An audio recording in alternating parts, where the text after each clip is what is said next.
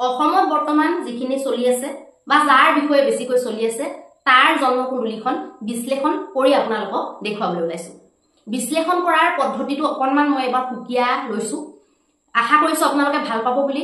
জুবিন গাৰ্গৰ জন্মকুণ্ডলীখন বিশ্লেষণ কৰি পেলাই তেখেতৰ বিষয়ে বেছি জনাটো বা এষ্ট্ৰলজিৰ বিষয়ে বেছি জনাটো মই ইয়াত প্ৰতিপন্ন কৰিবলৈ ভিডিঅ' নাই বনোৱা। মই জাষ্ট আপোনালোকক বস্তুবিলাক কি কাৰণে কি হ'ব পাৰে কুণ্ডলী ভিত্তিক আপোনালোকৰ আগত বিশ্লেষণটো আগবঢ়াইছো।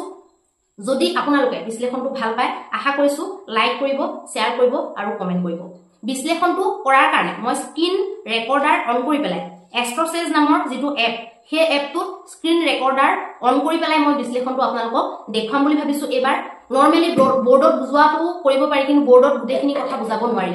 সেইকাৰণে স্ক্ৰীনখন মানে মোৰ তাক এপটো মোবাইলতে এপটো খুলি পেলাই এপটোৰ পুংখানুপুংখভাৱে বস্তু আপোনালোকক উলিয়াই দেখুৱাই স্ক্ৰীন ৰেকৰ্ডিংটো অন কৰি ৰাখি পেলাই মই তেনেকে আপোনালোকক এবাৰ বিশ্লেষণটো কৰি দেখুৱাম বুলি ভাবিছো। ভৱিষ্যতেও তেনেকুৱা বহুতবিলাক বিশ্লেষণ যদি আপোনালোকে এনে ধৰণৰ বিশ্লেষণটো ভাল পায় তেতিয়াহ'লে মই মানে ৰেকৰ্ডিং কৰি পেলাই তেনেকে স্ক্ৰীন ৰেকৰ্ডিঙত মই আপোনালোকক দিব পাৰিম। বৰ্ডত বুজোৱাটো বহুতে ভাল পায়, ময়ো বৰ্ডত বুজাই ভাল পাওঁ, কিন্তু বিংশোত্তৰী মহাদশা দশা আপোনাৰ মহাদশা, অন্তৰ্দশা, প্ৰত্যন্তৰ দশা, সূক্ষ্মান্তৰ দশা, প্ৰাণান্তৰ দশা সৰু বৰ্ড এখনত কভাৰ কৰাটো সম্ভৱ নহয়। জন্মকুণ্ডলী, নৱমাংশ কুণ্ডলী এই গোটেইবিলাক বৰ্ডখনত কভাৰ কৰাটো সম্ভৱ নহয়। সেইকাৰণে এটা জনপ্ৰচলিত বহুত ভাল আৰু বহুত মানে মাৰ্জিত একদম অকণো ভুল ত্ৰুটি নথকা যিটো এষ্ট্ৰচেজ বুলি কয় সেইটোতে মই আপোনালোকক স্ক্ৰীন ৰেকৰ্ডিং দেখুৱাম বুলি ভাবিছো। ভালকে বিশ্লেষণটো চাব। ইয়াত মই জনা দেখুৱাবলৈ ভিডিঅ' নাই বনোৱা, আগতীয়াকৈ কৈছো। এখন জন্মকুণ্ডলী এটা মানুহৰ জীৱনত কি কাৰণত, কি তত্ত্বৰ অভাৱত, কি তত্ত্ব দুৰ্বল হোৱাৰ কাৰণে, কোনটো গ্ৰহৰ কাৰণে, কেতিয়া কি, কোনটো প্লেচমেণ্টে জীৱনত কেনেকুৱাকে কাম কৰিব পাৰে সেই বস্তুটো আপোনালোকৰ কাৰণে যাতে এটা সতৰ্কতা বাণী হওক, আপোনালোকৰ জীৱনৰ কাৰণে এটা যাতে শিক্ষা হওক, এষ্ট্ৰলজিৰ মহত্ব বা এই জ্যোতিষ বিজ্ঞানৰ ঋষিমুনিৰ বিদ্যাৰ মহত্ব যাতে আপোনালোকে বুজিব পাৰে তাৰ কাৰণে মই এই ভিডিঅ'টো আগবঢ়োৱাটো দৰকাৰী বুলি ভাবিলো। আৰু জন্মকুণ্ডলীখনতনো এনেকুৱা কি আছিলে, কি এনেকুৱা মেজৰ পইণ্ট আছিলে যিটো কাৰণে এনেকুৱা ধৰণৰ ঘটনা হ'ব পাৰিলে তাৰ বিষয়ে মই একদম পুংখানুপুংখভাৱে বিশ্লেষণ কৰিছো। নিশ্চয় আপোনালোকে চাই ভাল পাব। আমি আজি জুবিন গাৰ্গ ডাঙৰীয়াৰ জন্মকুণ্ডলীখন অধ্যয়ন কৰিবলৈ ওলাইছোঁ। আপোনালোকক ইতিমধ্যে মই কৈছোঁ যে আমি ইয়াত কোনো বিশেষ কথা বেছি জনা দেখুওৱা বা জুবিন গাৰ্গৰ বিষয়ে বহুত কথা ক'ব পৰা দেখুওৱা তেনেকুৱা কোনো কথাৰ কাৰণে আমি এই ভিডিঅ'টো নাই বনোৱা। ভিডিঅ'টো বনোৱাৰ একমাত্ৰ বিশুদ্ধ উদ্দেশ্য হৈছে যে যিসকলে কুণ্ডলীৰ ওপৰত ধৰক বিশ্বাস নকৰে বা কুণ্ডলীগত কথাবিলাকক লৈ পেলাই কনফিউজ হৈ থাকে তেওঁলোকৰ কাৰণে, আৰু যিসকলে কুণ্ডলী বিশ্বাস কৰে বেছিকৈ জানিবলৈ বিচাৰে তেওঁলোকৰ কাৰণে, আৰু কুণ্ডলীত যদি কিছুমান যোগ বা কিছুমান দুখ থাকে তেতিয়া আমি যে সাৱধান হ'ব লাগে, সাৱধান বাণীটো যে আমি আগতীয়াকৈ ল'ব লাগে। যেনেকৈ ধৰি লওক ফৰ এক্সাম্পল চকু মুদি মানুহক বিশ্বাস নকৰা। সদায় বিশ্বাসটো কৰিবই লাগিব, বিশ্বাস নকৰিলেতো আমি জীয়াই থাকিব নোৱাৰিম, কিন্তু অতিমাত্ৰা বিশ্বাস কৰা, বিশ্বাসৰ মাজত অকণমান তলে তলে অকণমান নিজকে জ্ঞান কৰি সচেতন কৰি ৰখা, এই কথাবিলাক আমি যাতে নিজৰ জীৱনত যাতে উপলব্ধি কৰিব পাৰোঁ। আৰু নিজৰ মানে যিমান প্ৰতিভা সম্পন্ন লাগিলে আমি হওঁ, কিন্তু আমি প্ৰতিভা সম্পন্নতাৰ লগতে যাতে আমি অকণমান কূটনীতি কূটবুদ্ধি এইবিলাকো যাতে আমি অকণমান খটুৱাওঁ নিজৰ ক্ষেত্ৰত, নিজৰ ছেফটিৰ কাৰণে বা নিজৰ আত্মীয়সকলৰ আমাৰ ছেফটিৰ কাৰণে।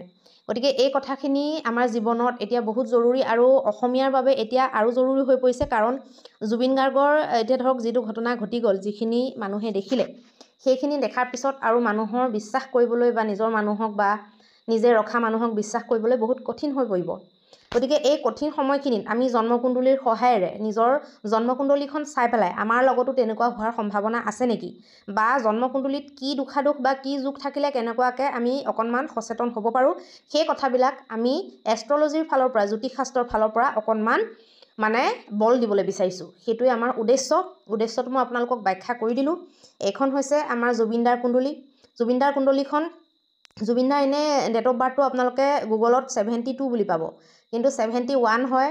18 নৱেম্বৰ 1971 দুপৰীয়া 12:15 সেইবুলি কোৱা হৈছে, সেইবুলি তথ্য পোৱা গৈছে ফেচবুকৰ জৰিয়তে বা বিভিন্ন ভিডিঅ'ৰ জৰিয়তে, কিন্তু গুগলত আপোনাৰ 72 বুলি ওলায়, সেইটো সম্পূৰ্ণ শুদ্ধ নহয়। আৰু এই কুণ্ডলীখনত, জুবিনদাৰ এই কুণ্ডলীখনত লগ্ন হৈছে কুম্ভ লগ্ন।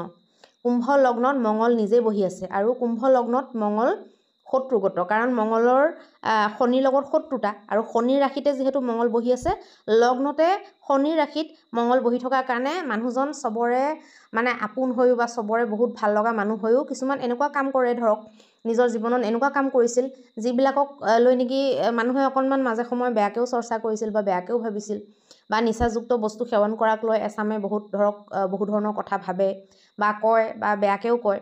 সেই বস্তুবিলাক মঙল লগ্নত থকাৰ কাৰণে, আৰু মঙল যদি লগ্নত থাকে সেই ল'ৰা ছোৱালীবিলাক জন্ম পায় বৰ মানে আমাৰ অসমীয়াত যিটো কয় খটাসুৰ বুলি কয় যে, বৰ খটাসুৰ দেই বাচ্চাটো, এনেকৈ কয় অসমীয়াত। তো তেনেকুৱা ধৰণৰ হয়, খুব বেছি খটখটীয়া হয়, খুব বেছি নটখট হয় আৰু দুষ্ট। মানে নটখটৰো আপোনাৰ দুটা টাইপ আছে, এটা হৈছে এনেই জাষ্ট এটা বয়সত নটখট, তাৰপিছত ঠিক হৈ গ'ল 1 বছৰ 1.5 বছৰ বা 2 বছৰ পিছত, আৰু এটা হৈছে অতিপাত মানে কচুগুটি। তো সেই বস্তুবিলাক এই মঙল শত্ৰুগত হৈ পেলাই সেই বস্তুবিলাক মানে মানুহজনৰ গাত গুণাগুণ দি দিয়ে। মানে সৰুতে বিশেষকৈ বৰ কচুগুটি হয় এনেকুৱা ল'ৰা ছোৱালীবিলাক, যিবিলাকৰ লগ্নত মঙল থাকে উইথ শত্ৰুগত যদি হৈ থাকে, বেছি হেৰি হয়। আৰু মঙল মানে এনাৰ্জি লেভেলটো বহুত বেছি হয় এইবিলাক মানুহৰ, যিবিলাক মানুহৰ লগ্নত মঙল আছে এনাৰ্জি বহুত বেছি হয়। সেইকাৰণে সেইটোৱে প্ৰমাণ যে এনাৰ্জিৰ ভাণ্ডাৰ আছিলে জুবিনদাৰ, এনাৰ্জিৰ ভাণ্ডাৰ। আৰু তেনেকুৱা লোকসকল যিসকলক আমি সমাজত দেখি আছোঁ, তেওঁলোকে ৰাতি নোখোৱা লোক, ক'বলৈ গ'লে গোটেই ৰাতিটোৱে কাম কৰে, তাৰপিছত ৰাতি পুৱাবৰ সময়ত শুৱে। সেই মানুহবিলাকৰ এনাৰ্জি লেভেল বহুত বেছি হোৱাৰ কাৰণে, মঙল লগ্নত থাকিলে এনাৰ্জি লেভেলটো বহুত বেছি হোৱাৰ কাৰণেই জুবিনদাই ইমানখিনি গান ইমানখিনি বয়সত গাই শেষ কৰিব পাৰিলে, যিটো নেকি আমি শুনি শেষ কৰিব নোৱাৰোঁ, তেওঁ গাই শেষ কৰি দিলে। তো সেই বস্তুবিলাক আমি দৃষ্টি দিবলগীয়া। লগতে শনি চতুৰ্থত আছে, শনি যিটো স্থানত থাকে সেই স্থানটোৰ শনিয়ে বৃদ্ধি কৰায়। শনিয়ে যিটো ঠাইত দৃষ্টি প্ৰদান কৰে, য'ত চাই তাত ক্ষতি কৰি দিয়ে, আৰু য'ত বহে তাত বৃদ্ধি কৰায়। গতিকে এতিয়া 11 নম্বৰ আপোনালোকে যে দেখিছে 11 য'ত লিখা আছে সেইটো হৈছে লগ্ন স্থান, মানে জাতকজন জন্ম হওঁতে সেইটো তাৰ পূৰ্ব স্থান, পূৰ্ব দিশ, মানে দিশ হিচাপত পূব পশ্চিম উত্তৰ দক্ষিণ হিচাপত পূব স্থান হৈছে 11 নম্বৰ, য'ত মঙল বুলি লিখা আছে। আখৰকেইটা হিন্দী, আপোনালোকে হিন্দী আখৰ চিনি নোপোৱাটো ধৰক মানুহ নাথাকে, আৰু বহুতো দীঘল চেণ্টেঞ্চ লিখি থোৱা নাই, আখৰকেইটা চবেই চিনি পায়। বুলি লিখা আছে, ওপৰত বিন্দি আছে, আৰু 11 লিখা আছে। 11টো হৈছে সেইটো পূৰ্বস্থান কুণ্ডলীখনৰ, আৰু পূৰ্বস্থানৰ মধ্যটোকে লগ্ন বুলি কয়। মই বহুতটা ভিডিঅ'ত এইটো কোৱা আছে, তথাপি আকৌ এবাৰ মই কৈ দিলোঁ। লগ্ন 11 নম্বৰ পৰা আৰম্ভ হৈছে। 12 য'ত লিখা আছে, 12 য'ত লিখা আছে সেইটো হৈছে দ্বিতীয় স্থান। 1 য'ত লিখা আছে সেইটো হৈছে তৃতীয় স্থান, থাৰ্ড হাউচ। আৰু য'ত 2 লিখা আছে, য'ত শনি বহি আছে, সেইটো হৈছে ফ'ৰ্থ হাউচ। ফ'ৰ্থ হাউচটো হৈছে মাকৰ প্ৰথম প্ৰাৰম্ভিক শিক্ষাৰ সুখৰ, মাকৰ পালন পোষণৰ, মাকৰ ছাপোৰ্টৰ, মাকৰ ভাগ্যৰ, জনতাৰ নিজৰ ভূমি ভৱন বাহন আদি সা সম্পত্তিৰ সুখৰ, সেই গোটেইবিলাক স্থান হৈছে আমাৰ চতুৰ্থ স্থানটো। জুবিনদাৰ এই চতুৰ্থ স্থানত শনি বহি আছে। শনি বহি পেলাই স্থানটো বৃদ্ধি কৰাইছে। সেইকাৰণে মাকগৰাকীয়ে যদিও বা ঢুকাই গ'ল, যদিও বা নাথাকিলে, কিন্তু যিখিনি সময় থাকিলে বহুত বেছি ছাপোৰ্টত থাকিলে। সপোন পূৰা কৰাৰ কাৰণে মাকেও উঠি পৰি লাগিছিলে জুবিনদাৰ। আৰু লগতে মানে মাকৰ এটা বেলেগ ধৰণৰ এটা স্থান আছে, মাকে বহুত বেলেগ ধৰণৰ এটা ৰোল প্লে' কৰিলে জীৱনত, বা এই কেৰিয়াৰটো আগবঢ়াই নিয়াত, বা গোটেই জীৱনটোত বুলি ক'লেও ভুল নহ'ব। গোটেই মানুহটো মানে বনোৱাত মাকৰ বহুত হাত থাকে, এনেকুৱা মানুহবিলাকৰ যিবিলাকৰ চতুৰ্থত শনি থাকে। আৰু শনি ইয়াত মিত্ৰগত, শত্ৰুগত নহয়, শুক্ৰৰ ৰাশিত বহি আছে। নাম্বাৰ 2 মানে হৈছে বৃষ ৰাশি, বৃষ ৰাশিটো হৈছে শুক্ৰৰ, আৰু শুক্ৰ আৰু শনি হৈছে অতি মিত্ৰ, মানে অতি বন্ধু। এতিয়া য'ত 3 লিখা আছে, 3 লিখা আছে, সেইটো হৈছে 5th হাউচ।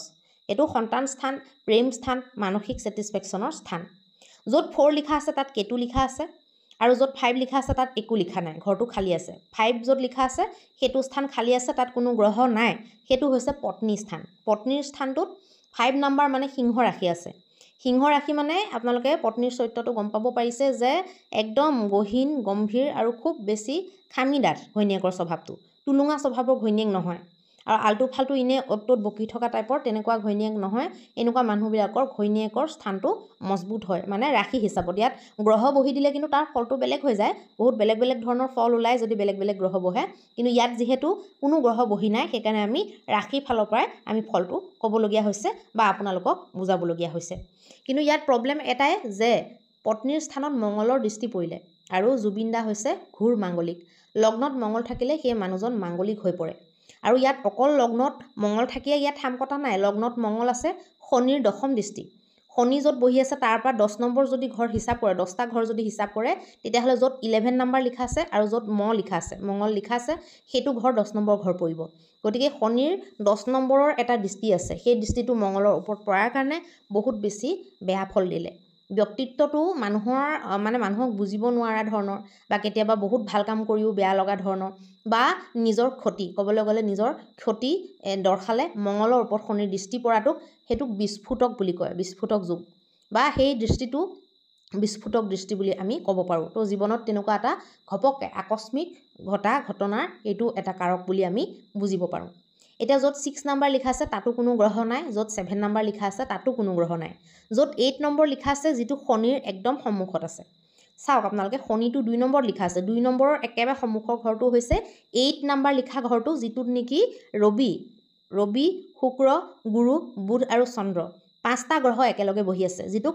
পঞ্চগ্ৰহী যোগ বুলি কয় 5টা গ্ৰহ 4টা গ্ৰহ 6টা গ্ৰহ যেতিয়া একেলগে থাকে সেই কুণ্ডলীবিলাক অলপমান বেলেগ ধৰণৰ হয় সেই কুণ্ডলীবিলাকৰ মানে আপোনালোকে তাৰতম্যটো পটকৈ বুজিব নোৱাৰে কেতিয়া কেনেকুৱা ধৰণকৈ কিমান মানেখিনি সফল হৈ যাব বহুত বেছি সফল হৈ যায় তেনেকুৱা মানুহবিলাক বহুত কিছুমান বস্তু চাবলগীয়া থাকে এনেকুৱা নহয় যে একো চাব নালাগিব বহুতবিলাক বস্তু চাব লাগিব কিন্তু ইয়াত কম্বিনেশ্যনটো বহুত বেলেগ ৰবি আৰু চন্দ্ৰৰ একেলগে কম্বিনেশ্যন ঘটি পেলাই ইয়াত কি যোগ উৎপন্ন হৈছে অমাৱস্যা দোষ উৎপন্ন হৈছে তাৰপিছত চন্দ্ৰমা বহি আছে চন্দ্ৰমা নিচস্ত হৈ বহি আছে এইটো জুবিনদাৰ কেৰিয়াৰৰ স্থান যিটোত 8 নম্বৰ লিখা আছে সেইটো জুবিনদাৰ কেৰিয়াৰৰ স্থান হয় কেৰিয়াৰৰ স্থানত যেতিয়া কোনোবা গ্ৰহ যেতিয়া নিচস্ত হৈ যায় তেতিয়াহ'লে সেই কেৰিয়াৰৰ ফালৰ পৰা কেৰিয়াৰৰ ক্ষেত্ৰত এটা মানে ধৰক যিটো নেকি ক'বলৈ গ'লে অবাঞ্ছনীয় যিটোক আমি বাঞ্ছা নকৰোঁ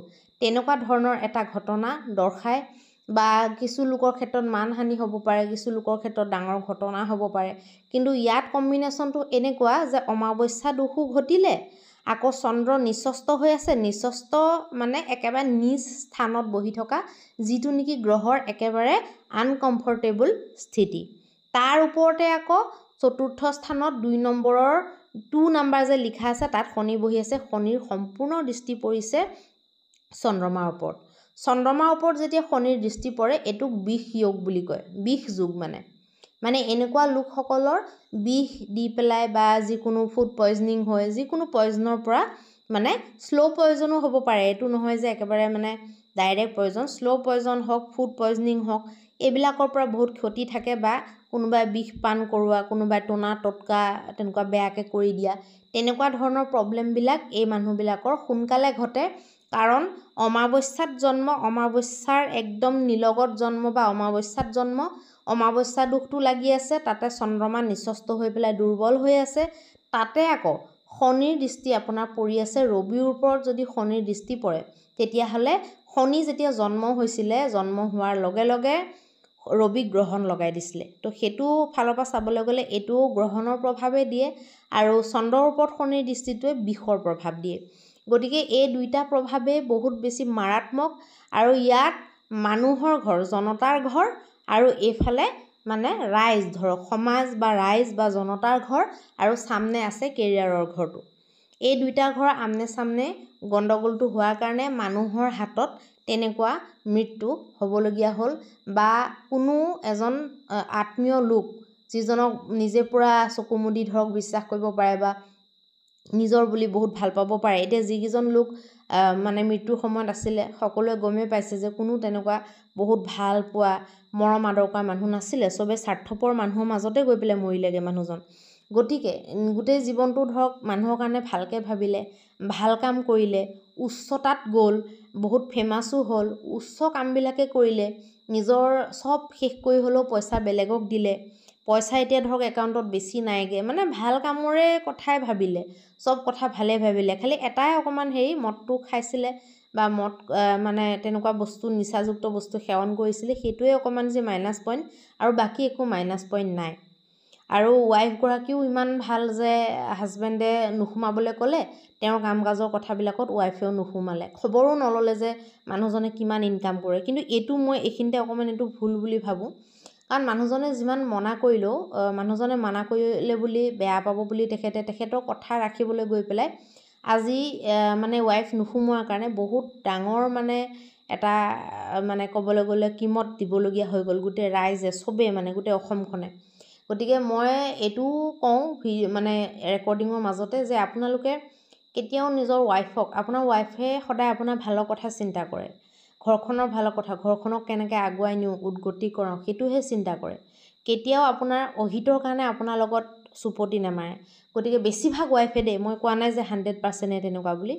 গতিকে সেই বস্তুবিলাক আপোনালোকে গুৰুত্ব দিব। সেই বস্তুবিলাক গুৰুত্ব নিদিয়াকৈ যদি নিজৰ কিবা এটা অকণমান মানসিক ছেটিছফেকশ্যনৰ কাৰণে আপোনালোকে যদি আঁতৰাই দিয়ে বা নিজেই যিবিলাক বস্তু দেখি নাপায় যদি বেলেগে চাব পৰা ব্যক্তিজনকো আপোনালোকে আঁতৰাই দিয়ে, তেতিয়াহ'লে নিজৰ কাৰণে কবচটো নাইকিয়া হৈ যায়, সুৰক্ষা কবচটো একেবাৰে শেষ কৰি পেলোৱাৰ নিচিনা হয়। এতিয়া আমি ইমান দিনে দেখিলোঁ যে জুবিনদাৰ লগত সদায় বৌ গৈছিলে, ৱাইফ সদায় আছিলে। যেতিয়া ৱাইফ নাই তেতিয়া কবচটো নাইকিয়া হৈ গ'ল, মানে সুৰক্ষা কবচটো একদম ভাঙি গ'ল। গতিকে তেনেকুৱা ফাইনেন্সিয়েল ক্ষেত্ৰত, টকা পইচাৰ ক্ষেত্ৰতো সেইটোৱে হ'ল। এতিয়া বৌগৰাকী মানে কি কবচ হৈ থাকিব নোৱাৰিলে আৰু, তেনেকুৱা এটা কথা। নৰ্মেলি ৱাইফে সকলো কথা জানিব লাগে বা ৱাইফৰ হাতত গোটেই বাগদৌৰটো, গোটেই হিচাপটো থাকিব লাগে, কিন্তু সেইটো নহ'লে। এতিয়া সেই বস্তুবিলাকৰ মানে যদিও হয় এনেকুৱা মানুহবিলাক, সেইটোও এটা প্ৰব্লেম হৈ যায়। যদি অমাৱস্যাৰ দুখ থাকে, আকৌ চন্দ্ৰমা যদি নিচস্ত হৈ থাকে, উইথ যদি তাত শনিৰ দৃষ্টি পৰি যায়, এনেকুৱা প্ৰব্লেমবিলাকত কি হয়, মানুহজন খুব জেদিও হয় যে এইটো নকৰিবা বুলি কৈছোঁ, নকৰিবা আৰু নিদিব মানে কৰিবলৈ, তেনেকুৱাও হয়। তো সেইটোও এটা প্ৰব্লেম। আৰু ইয়াত আপোনাৰ 5টা গ্ৰহ এটা ঠাইত বহি গ'ল, এটা ঠাই মানে কেৰিয়াৰৰ স্থানটো ইমানেই হেভি কৰি দিলে, ইমানেই হেভি কৰি দিলে। আৰু কি হয়, ইয়াত পঞ্চগ্ৰহী যুগে যিমান ভাল যুগ বনালে, সেই 5টা গ্ৰহৰ ওপৰতে আকৌ শনিয়ে যে একেলগে দৃষ্টি দিলে। এতিয়া এই যদি গ্ৰহকেইটা বেলেগ বেলেগকৈ বহি থাকিলেহেঁতেন, শনিয়ে তেতিয়া অকল এটা গ্ৰহৰ ওপৰতহে দৃষ্টি দিব পাৰিলেহেঁতেন যদি এটা গ্ৰহ বহি থাকিলেহেঁতেন। কিন্তু ইয়াত 5টা একেলগে বহাৰ যিটো লাভতকৈ বেছি লষ্ট হ'ল কুণ্ডলীখনত, কাৰণ 5টাৰ ওপৰতে শনিৰ একেলগে দৃষ্টি পৰি গ'ল। শনি লগ্নেজ হয়, লগ্নেজ হোৱাৰ কাৰণে বহুত সৰুতেনে বা বহুত কম বয়সতে ক্ষতিটো নহ'ল, ধৰক বহুত দিন যোৱাৰ পিছত ক্ষতিটো হ'ল। কিন্তু আল্টিমেটলি শনি লগ্নেজ হৈও সেইটো বচাব নোৱাৰিলে, কাৰণ শনি লগ্নেজ হোৱাৰ লগতে ইয়াত দ্বাদশেষো হয়, দ্বাদশৰ অধিপতিও হয়, লগ্নৰ অধিপতিটো হয়ে, দ্বাদশৰ অধিপতিও হয়। গতিকে আৰু দ্বাদশৰ অধিপতি শনি, লগ্নৰ অধিপতি শনি, দ্বাদশৰ অধিপতি যেতিয়া গৈ পেলাই 4ৰ্থ স্থানত বহে, তেতিয়া কি কৰে, খৰচটো মেইনলি ৰাইজৰ কাৰণে হয়। সেইটো এটা ইণ্ডিকেশ্যন যে এই মানুহজনে ৰাইজৰ ওপৰত, বহুত মানুহৰ ওপৰত বহুত বেছিয়ে খৰচা কৰি দিব। ইয়াত মঙ্গলৰ দৃষ্টিও কিন্তু শনিৰ ওপৰত পৰি আছে, শনিৰ দৃষ্টিও মঙ্গলৰ ওপৰত পৰি আছে। মঙ্গলৰ 4ৰ্থ দৃষ্টি থাকে, তো মঙ্গলৰ 4ৰ্থ দৃষ্টিটো শনিৰ ওপৰত পৰি আছে, শনিৰ 10ম দৃষ্টিটো মঙ্গলৰ ওপৰত পৰি আছে। আৰু এনেকুৱা যিমান মই কুণ্ডলী দেখিছোঁ, অকল এই জুবিনদাৰ কুণ্ডলী বুলি নহয়, মোৰ ওচৰত তেনেকুৱা হাজাৰখন কুণ্ডলী আছে বা আছিলে, কিছুমানটো মই থৈও দিয়া নাই, যাৰ শনি মঙ্গল আমনে চামনে কানেকশ্যন বনাইছে বা শনি মঙ্গলৰ দৃষ্টি সম্বন্ধ বনিছে, তাত বহুত ডাঙৰ দুৰ্ঘটনা হৈছে, কোনো তাত সন্দেহ নাই। আমাৰ দোকানত এজন মানুহে কাম কৰিছিলে, সেই মানুহজন 3 মাহ নে 4 মাহ কোমাত আছিলে, শনি আৰু মঙ্গল সন্মুখাসন্মুখীকৈ আছিলে। সেই মানুহজনক মাৰি মেলি পইচা পাতি লুটি লৈ পেলাই মাৰি মেলি ৰাতিৰ সময়ত পানীত পেলাই দিয়া হৈছিলে। সেই যুগটো থকা মানুহজন পিছত ধৰক যেতিয়া সেই মানুহজন ভাল হ'ল, যেতিয়া আমি আমাৰ দোকানত যেতিয়া কাম কৰিবলৈ ৰাখিছিলোঁ, তেতিয়া তাৰ পৰা মই ডেট অফ বাৰ্থ লৈছিলোঁ বা সিয়ে কৈছিলে যে অলপ বাইদেউ মোক চাই দিয়ক, মোৰ এনেকুৱা বেয়া হ'ল, মোৰ লগত কেলে হ'ল, কি কথা, বা ভৱিষ্যতেও আৰু হ'ব লগা আছে নেকি, এনেকৈ মোক মানে কৈছিলে। তো তেতিয়া মই মানে চাই দিছিলোঁ। চাওঁতে মই সেই কুণ্ডলীখন মই চাইছিলোঁ যে তাত মানে তেনেকুৱা দুৰ্ঘটনাৰ যুগ আছিলে আৰু একদম বহুত বেয়াকৈ দুৰ্ঘটনা হৈছিলে। মাথাটো একেবাৰে মানে ফাটি মানে বহুত বেয়াকৈ মাথাটো ডেমেজ হৈছিলে, যিটো কাৰণে তেখেতে কোমাত থাকিছিলে 3-4 মাহ ধৰি। আৰু এতিয়াও সম্পূৰ্ণৰূপে মানুহজন নৰ্মেল নহ'লে, মানে এতিয়াও মানুহজন এবনৰ্মেল টাইপে হৈ আছে। গতিকে তেনেকুৱা বহুত উদাহৰণ আছে য'ত শনি মঙ্গলৰ যদি কানেকশ্যন থাকে, ইজনে ইটোৱে সিটোৰ ওপৰত যদি দৃষ্টি দি থাকে, তেতিয়াহ'লে বহুত সাৱধান আমি হ'বলগীয়া। যদি চন্দ্ৰমাৰ ওপৰত শনিৰ দৃষ্টি পৰি থাকে, বহুত আমি সাৱধান হ'বলগীয়া। যদি ৰবিৰ ওপৰত আৰু চন্দ্ৰমাৰ ওপৰত দুইটাতে শনিৰ দৃষ্টি পৰি থাকে, তেতিয়াও আমি বহুত সাৱধান হ'বলগীয়া। আৰু লগতে যদি আকৌ অমাৱস্যা দোষটোও লাগি আছে, পূৰ্ণিমাৰ ওচৰে পাজৰে জন্ম নহয়, চন্দ্ৰমা যদি পাপগ্ৰহও হৈছে আৰু যদি নিচস্ত হৈ আছে, মানে অংশগত হিচাপেও স্থানগত হিচাপেও বলটো নাই, তেতিয়াহ'লে আৰু কথাবিলাক ডেঞ্জাৰ হৈ যায়। আৰু দ্বাদশত থকা ৰাহুটোও বহুত এটা ভাল বুলি কোৱা নাযায়। বহুতে হয়তো শুনিছে সেইটো কথা। আৰু মঙলটো লগ্নত থাকিলে মঙলৰ এটা দৃষ্টি অষ্টমতো পৰে। অষ্টম স্থানটো হৈছে যিকোনো দুৰ্ঘটনা, যিকোনো গুপ্ত শত্ৰু, যিকোনো হানি বিঘিনি, এইবিলাকৰ স্থানো হয়, আয়ুৰ স্থানো হয় আৰু মৃত্যুৰ স্থানো হয়। আৰু তাতে কি হৈছে 6 নম্বৰ লিখা আছে, যিটো নেকি কন্যা ৰাশি দৰ্শায়। আৰু কন্যা ৰাশিৰ মালিক হৈছে বুধ। মঙল আৰু বুধ মিত্ৰ নহয়, শত্ৰু বুজায়। গতিকে এই গোটেই কম্বিনেশ্যনবিলাকৰ পৰা আমি গম পাব পাৰিলোঁ যে কুণ্ডলী হিচাপত কি দোষাদোষ আছিলে, যিটো কাৰণে এনেকুৱা ঘটিলে। এতিয়া আমি অকল লগ্ন কুণ্ডলীখনেই চাই পেলাই শেষ নকৰিম। আৰু আমি কুণ্ডলী ক'ত চাই আছোঁ, আমি এষ্ট্ৰ'চেজ এপটোত চাই আছোঁ, কাৰণ এই গোটেই বস্তুবিলাক এপটোত ইনক্লুড হৈ থাকিব। কিন্তু মই যদি এতিয়া ধৰক বহীত হেৰি কৰোঁ, গোটেইখিনি বুজোৱাটো সম্ভৱ নহ'ব। কিন্তু এই এপটোত মই ছেপাৰেটকৈ আপোনালোকক দেখুৱাব পাৰিম। এইখন হৈছে জুবিন গাৰ্গ ডাঙৰীয়াৰ নৱমাংশ কুণ্ডলী, মানে D9 চাৰ্ট। এই চাৰ্টখনত আপোনালোকে চাব পাৰে যে গুৰু লগ্নতে বহি আছে। লগ্নস্থান কোনটো মই অকণমান আগতে আপোনালোকক ক'লোঁ, যিটো পূৰ্ব দিশৰ মধ্যত যিটো ৰাশি উদয় হয় সেইটো হৈছে লগ্নস্থান। আৰু তাত 9 নম্বৰ লিখা আছে, 9 নম্বৰতো গুৰু আছে। ধনু ৰাশিত গুৰু নিজৰ ৰাশিতে, নিজৰ মূল ত্ৰিকোণ ৰাশিত বহি আছে। নৱমাংশ কুণ্ডলীটো যিটো মানে মানুহজনৰ ধৰক প্ৰভাৱী হোৱাৰ যিখিনি কেপেবিলিটি বা প্ৰচাৰ প্ৰসাৰৰ যিখিনি ধৰক ক্ষমতা, সেইখিনি বহুত বেছি দেখুৱাইছে। ইয়াত আপোনালোকে চাওক 1 নম্বৰ য'ত লিখা আছে তাত শনি লিখা আছে। শনি ইয়াত নিচস্ত। শনি নিচস্ত বুলি আমি কেনেকৈ গম পালোঁ, কাৰণ মেষ ৰাশিত শনি নিচস্ত হয়, মানে নিচ ৰাশিত গুচি যায়। তো শনি যেতিয়া পঞ্চম স্থানটো আমাৰ কাৰণে মানসিক সুখ, মানসিক শান্তি, মানসিক ছেটিছফেকশ্যন বা আপোনাৰ সন্তানৰ, প্ৰেমৰ, এই গোটেইবিলাকৰ হয়। গতিকে ইয়াত যেতিয়া শনি নিচস্ত বহি গ'ল, শনি নিচস্ত বহি যোৱাৰ কাৰণে কিছুমান বস্তু ইয়াত হয়তো আপোনালোকক বিশ্লেষণ কৰি কোৱাৰ দৰকাৰ নাই। এতিয়া জুবিন গাৰ্গৰ মানে জীৱনটো যদিও বা বহুত ছাকচেছফুল মানুহ, কিন্তু মানসিক শান্তিটোৰ অভাৱ দেখা গ'ল। মাজে মাজে মানসিক অশান্তি হ'ল, মানসিকভাৱে বহুত ডিষ্টাৰ্ব হ'ল। এতিয়া ধৰক সেই সাক্ষাৎকাৰটোতো কৈছে বোলে মোক যন্ত্ৰৰ নিচিনা বনাই পেলালে, মানে বেলেগে চলাবলৈ ধৰিলে বা বেলেগে ইউজ কৰিবলৈ ধৰিলে, বা নিজৰ মাতৃ আৰু নিজৰ ভগ্নীক হেৰুৱাই পেলাই বহুত বেছি মানসিকভাৱে ডিষ্টাৰ্ব হ'ল, বা মাজে মাজে বহুতো মানসিক অশান্তিত ভুগি থাকিবলগীয়া হয়, বা পৰিয়ালটো নিজাববীয়াকৈ নিজা হিচাপত পৰিয়ালটো আগ নাবাঢ়িলে। গতিকে এই কথাবিলাক আমি ইয়াত শনি নিচস্তকে যে আছে সেই বস্তুটোৰ পৰা আমি জানিব পাৰোঁ। ইয়াত আৰু এটা বস্তু মন কৰিবলগীয়া, য'ত 5 নম্বৰ লিখা আছে তাত চন্দ্ৰ লিখা আছে, আৰু য'ত 4 নম্বৰ লিখা আছে তাত ৰবি লিখা আছে, মানে সূৰ্য লিখা আছে। সূৰ্য আৰু চন্দ্ৰ অদলা বদলি হৈছে ঘৰ দুটা। ভাগ্যৰ মালিক আহি পেলাই অষ্টমত বহিছে, অষ্টমৰ মালিক গৈ পেলাই ভাগ্যত বহিছে। তো সেইটোও শুভ নহয়, সেইটো অশুভজনক। কাৰণ ধৰক কৰ্মৰ বা ভাগ্যৰ মালিক যদি গৈ পেলাই কেন্দ্ৰ ত্ৰিকোণত বহে, তেতিয়া সেইটোহে ভাল বুলি ক'ব পাৰি। এতিয়া জ্ঞানটো ধৰক কিছুমান বস্তু বহুত ডিপলি চায় মানুহজনে, বহুত ডিপলি কিছুমান বস্তু ভাবিব পাৰে, গুণিব পাৰে, সেই বস্তুবিলাকৰ কাৰণে ভাল এই বস্তুটো। কিন্তু বহুত বেছি সুখী কৰোৱাৰ কাৰণে জীৱনটো এই বস্তুটো ভাল নহয়। 5 মানে হৈছে ইয়াত 5 য'ত লিখা আছে তাত চন্দ্ৰ বহি আছে, সেইটো ভাগ্যস্থান, আৰু 4 য'ত লিখা আছে সেইটো মৃত্যুৰ স্থান। গতিকে ভাগ্যৰ মালিক আহি মৃত্যুত বহিছে, মৃত্যুৰ মালিক গৈ পেলাই ভাগ্যত বহিছে। সেই কম্বিনেশ্যনটো আপোনালোকে কওঁতেনেই কথাটো হয়তো গম পাব পাৰিছে যে সেইটো ভাল কম্বিনেশ্যন নহয়। কিন্তু ইয়াত গুৰুৰ ছাপোৰ্টটো পূৰা পালে, সেইকাৰণে মৰিও অমৰ হৈ গ'ল মানুহজন। গুৰুৰ ছাপোৰ্ট পূৰা আছে, আৰু ছেকেণ্ড হাউচত ইয়াত 3টা গ্ৰহ আছে, ভাল প্ৰভাৱো দিয়ে, বেয়া প্ৰভাৱো দিয়ে।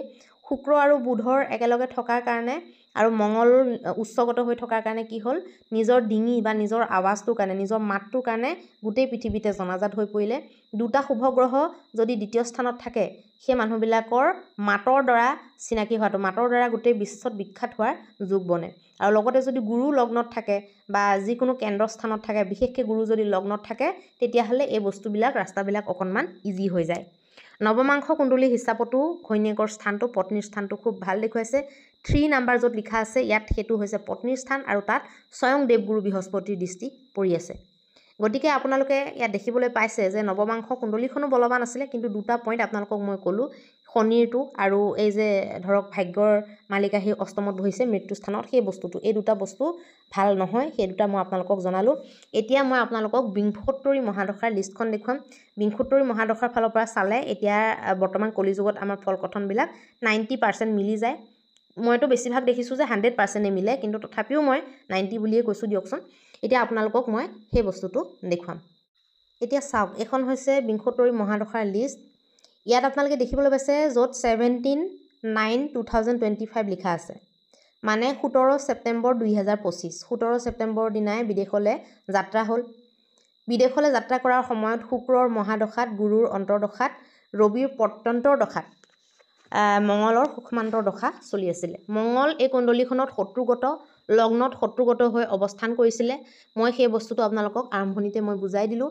এনেও কুম্ভ লগ্নৰ কুণ্ডলীত মঙল গ্ৰহটো কাৰক নহয়, তাতে আকৌ শত্ৰুগত হৈ বহি আছে, তাতে আকৌ শনিৰ দৃষ্টি পৰি আছে। সেইকাৰণে সেই মঙলৰ মানে প্ৰত্যন্তৰ দশাত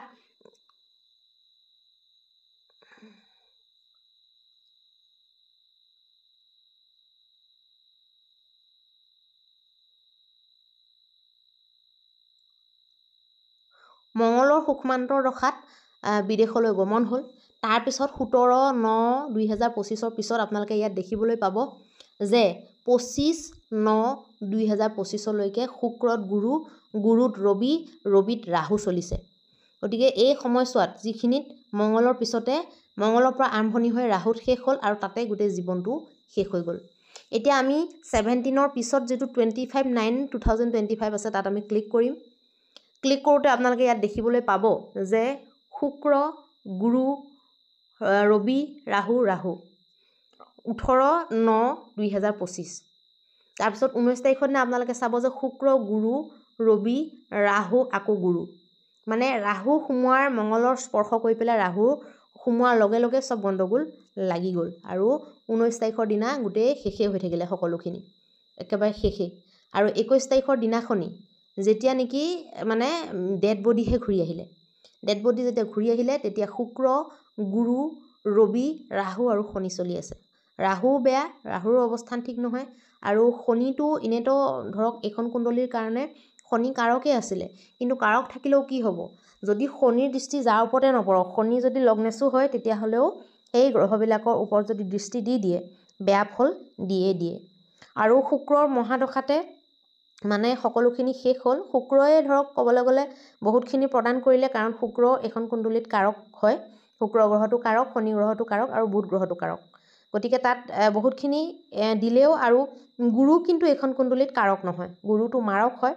শুক্ৰটো কাৰক হয়, গুৰু মাৰক হয়, আৰু ৰবিটোও কাৰক নহয় এখন কুণ্ডলীত, আৰু মঙলটোও কাৰক নহয়।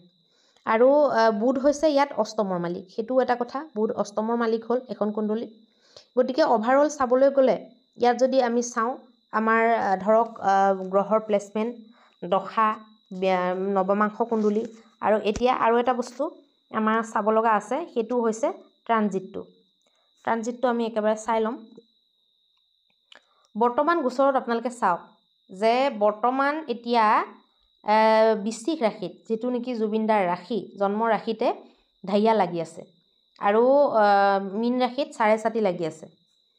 এইটো ধৰক মই যেতিয়া ৰেকৰ্ডিং কৰি আছোঁ এইটো তেতিয়াৰ, এতিয়া সেইদিনাৰটো নাই ওলোৱা আগতে, এইটো ট্ৰানজিট মানে এতিয়া মই যিখিনি সময়ত ধৰক ভিডিঅ'টো মই কৰি আছোঁ, মই ৰেকৰ্ডিং কৰি আছোঁ, সেইখিনি সময়ত কি স্থিতি সেইটো দেখুৱাইছে। লগ্নৰ পৰা গুৰু আছিলে পঞ্চমত গুৰু থকাৰ কাৰণে ইমান বেছি মানুহৰ পৰা ইমান বেছি মৰম, চেনেহ, সন্মান এইবিলাক প্ৰাপ্তি কৰিলে মৃত্যুৰ সময়তো। লগতে ৰাহু লগ্নত আছিলে, বৰ্তমান সময়ত ৰাহুটো লগ্নত চলি আছিলে, আৰু শনিৰ ঢেইয়া লাগি আছিলে। আৰু লগতে যেতিয়া জন্ম যিহেতু অমাৱস্যাত হৈছিলে, মৃত্যুৰ ক্ষেত্ৰতো মহালয়া অমাৱস্যাটো যিহেতু এটা ডাঙৰ অমাৱস্যা বুলি মনা যায়। সাগৰৰ স্থিতি অমাৱস্যা আৰু পূৰ্ণিমাত বেলেগ বেলেগ হয়, আৰু যাৰ অমাৱস্যাত জন্ম তাৰ মৃত্যুৰ সময়ত অমাৱস্যাৰ ফালে বেছিকৈ টানিব, কাৰণ ঘটনাটো যেতিয়া ঘটিছিলে সেইটো অমাৱস্যালৈ মাজতে এদিন আছিলে। মহালয়া অমাৱস্যাটো 21 তাৰিখে আৰু মৃত্যুটো হৈছে 19 তাৰিখে, প্ৰায় মানে হেৰিতে বুলি অমাৱস্যাতে মৃত্যু বুলি ক'লেও ভুল নহ'ব। গতিকে জন্ম যেতিয়া সেইটো টাইমত হৈছে, গতিকে সেই বস্তুটোৱে বহুত বেছি টানিলে।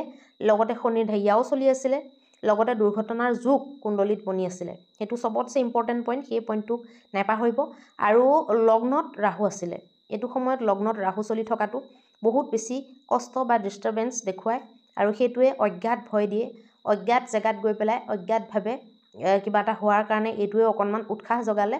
মানে ধৰক তেখেতেতো বিশ্বাসেই কৰি আছিলে, তেখেতৰ মনত কোনো ভয় নাছিলে, কিন্তু যেতিয়া ডুবিবলৈ ধৰিছিলে বা যেতিয়া বস্তুটো তেখেতৰ গাটো বেয়া হৈ আহিলে তেতিয়াতো ধৰক সেইটো অনুভৱ হৈছিলে ন, যে মোৰ কেয়াৰ লোৱা মানুহ নাই বা মোৰ নিজৰ মানুহ কোনো ওচৰত নাই। তেনেকুৱাতো নিশ্চয় চাগে ফিল হৈছিলে সেইখিনি সময়ত মৃত্যুৰ আগত।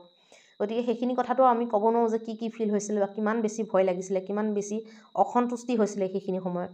আৰু সেই বস্তুখিনিয়ে মানুহক মুক্তি পাবলৈ নিদিয়ে। আৰু হিন্দু শাস্ত্ৰ মতেও অমাৱস্যাৰ ওচৰত জন্ম হ'লে সেই মানুহজনৰ মুক্তি নহয়, তেখেতৰ আকৌ জন্ম হয়, পুনৰ জন্ম হয় বুলি কয়। গতিকে আমি এই বস্তুবিলাক যদি আমাৰ এই যুগবিলাক থাকে জন্মকুণ্ডলীত, তেতিয়াহ'লে বহুত সাৱধান হ'ব লাগে। বহুতো মানুহে মানে কি কৰে, কুণ্ডলী বস্তুটো বা এষ্ট্ৰলজি বস্তুটো শাক খোৱা ভাত খোৱা বা এনেই বেবেৰী বাং কথা বুলি ভাবে। কিছুমানে আকৌ একেবাৰে বিশ্বাস নকৰে, আৰু যিসকলে একেবাৰে বিশ্বাস নকৰে তেওঁলোকৰ কাৰণে মোৰ খং নুঠে অকণো। তেওঁলোকৰ কাৰণে মোৰ বৰ পুতৌ জন্মে। সেই মানুহজন কিমান যে দুৰ্ভাগ্যপূৰ্ণ সেই বস্তুটো মোৰ অনুভৱ হয়। তেখেত বৰ দুৰ্ভাগ্যৱান যি নেকি এষ্ট্ৰলজিত বিশ্বাস নকৰে। এতিয়া কাৰোবাৰ শুনিলে কথাখিনি গাত লাগিব পাৰে, গাত লাগক, মোৰ কোনো আপত্তি নাই। মই সঁচা কথা কোৱা মানুহ আৰু সঁচা কথা ক'বলৈ মই ভয় নকৰোঁ। এইবোৰ ক্ষেত্ৰত অকণমান সেই জুবিনদাৰ নিচিনাই আৰু মই সঁচাটো খোলাখুলি কৈ দিওঁ, কোনোবাই বেয়া পালে পাব, মোক মানে চাবলগীয়া নাই। আৰু সেইকাৰণেই হয়তো আজি মই জুবিনদাৰ কুণ্ডলী বিশ্লেষণ কৰিছোঁ বা আপোনালোকক মই অৱগত কৰাইছোঁ। মই এতিয়া নৰ্মেলি চেলিব্ৰিটিবিলাকৰ মানে কুণ্ডলী বিশ্লেষণ কৰি আছিলোঁ। তাৰপিছত এই ঘটনাটো হোৱাত ভাবিলোঁ যে এইখন কুণ্ডলীকে প্ৰথমতে মই শেষ কৰোঁ, কাৰণ এখন কুণ্ডলী ভালকৈ পুংখানুপুংখভাৱে এইবিলাক ক্ষেত্ৰত মানে মৃত্যুৰ পিছত বিশেষকৈ জীয়াই থাকোঁতে অলপ বেলেগ হৈ যায় আৰু মৃত্যুৰ পিছত বেলেগ হৈ যায়। ইমানখিনি বিশ্লেষণ কৰাৰ কাৰণে বা কৰিবলৈ বহুতখিনি সময় লাগে, বহুত দিন লগুৱাইছোঁ, সদায় অলপ অলপকৈ। এদিনতে ভুকুতে কলটো পকাব বিচৰা নাই মই। লাহে লাহে ভালকৈ গূঢ়ভাৱে মই বিশ্লেষণটো কৰিলোঁ আৰু আশা কৰিছোঁ আমাৰ অসমৰ ৰাইজে এই বস্তুটো ভাল পাইছে বুলি। আৰু আপোনালোকে হয়তো এষ্ট্ৰলজিকেল বস্তু বুজি নাপাব পাৰে, কিন্তু ৰেকৰ্ডিংটো অন কৰি দেখুওৱাৰ মোৰ আচলতে কাৰণে সেইটো যে আপোনালোকক যাতে মই এই এপটোৰ জৰিয়তে, কাৰণ পঢ়া শুনা মানুহে ইমানখিনিতো পঢ়িয়ে ল'ব ন আখৰখিনি, আৰু মই ইয়াত নুবুজোৱাকৈ থকা নাই, মই প্ৰত্যেকটো বস্তু বুজাই দিছোঁ, নাম্বাৰকেইটা কৈ দিছোঁ, কোনটো নাম্বাৰত কি লিখা আছে সেইটো আপোনালোকে নিশ্চয় বুজি পাইছে, চাব জানিছে কৈ থাকোঁতে। গতিকে কুণ্ডলীখন চোৱাটো date of birth time of birth যদি আছে, তেতিয়াহ'লে কুণ্ডলীখন নিজৰ ল'ৰা ছোৱালীৰ নিজৰ ঘৰৰ মানুহৰ বিশ্লেষণ কৰোৱাত অকণো দেৰি নকৰিব, অকণো অৱহেলা নকৰিব, অকণো পইচা যাব বুলি কৃপণ নবনিব। এইটো বৰ দৰকাৰী, কুণ্ডলীখন বিশ্লেষণ কৰাই দিব, কাৰণ ভাল যুগ আছে যদি আপোনালোকক বহুত বহুত শুভকামনা, আৰু যদি এনেকুৱা বেয়া যুগো আছে ভাল যুগৰ লগতে, তেতিয়াহ'লে তাৰ আপোনালোকে নিৰ্মূলীকৰণ কৰাটো অত্যন্ত জৰুৰী, আৰু নিজে আগতীয়াকৈ সজাগ হোৱাটো, সচেতন হোৱাটো বহুত বহুত বহুত বেছি জৰুৰী। জয় মা চামুণ্ডা।